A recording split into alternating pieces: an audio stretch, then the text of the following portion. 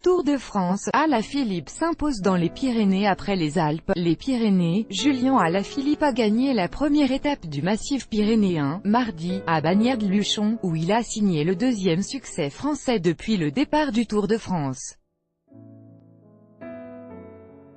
Alaphilippe, déjà vainqueur au Grand Bornand lors de la 10e étape, a rallié en solitaire l'arrivée de la 16e. Dans la descente du Portillon, à l'approche des 5 derniers kilomètres, il a dépassé sans coup férir le Britannique Adam Yates, qui se relevait d'une chute.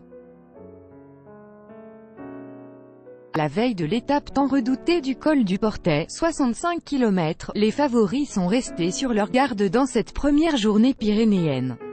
Au bénéfice du porteur du maillot jaune, le Gallois Geraint Thomas qui a franchi la ligne au sein du premier peloton, à près de 9 minutes.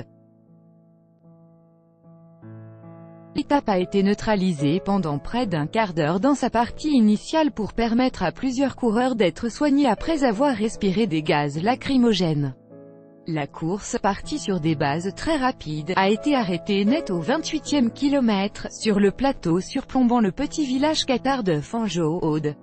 Le temps de soigner les quelques coureurs concernés par les lacrymos utilisés contre une manifestation d'éleveurs. Après une interruption de 17 minutes, selon le site internet de l'organisation, un nouveau départ a été donné 5 km plus loin au peloton qui a mis très longtemps à laisser filer l'échappée, au 99e kilomètre. De ce maxi-groupe de 44 coureurs, réduits à 17 éléments au pied du dernier col, Portillon, se sont finalement dégagés les Néerlandais Robert Gesink et Bauke Mollema, avec l'Italien Domenico Pozzovivo, puis Adam Yates avec les Espagnols Marc Soler et Gorka Izagirre. Alaphilippe enfin. Yates a attaqué à 3 km du sommet et a basculé en tête, à 10 km de l'arrivée, mais avec une avance limitée à une vingtaine de secondes sur Alaphilippe.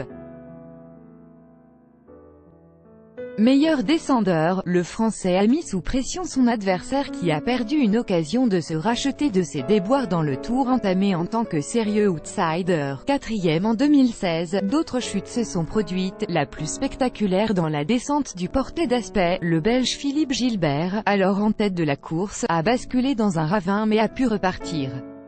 Vainqueur pour la deuxième fois dans le Tour, Alaphilippe, 26 ans, a réalisé aussi une excellente opération en vue du classement de la montagne. L'Auvergnat a conforté son avance pour décrocher le maillot à poids du meilleur grimpeur à Paris. Mercredi, la 17e étape est limitée à 65 km entre Bagnères-de-Luchon et le col du Portet, au-dessus de Saint-Lary-Soulan.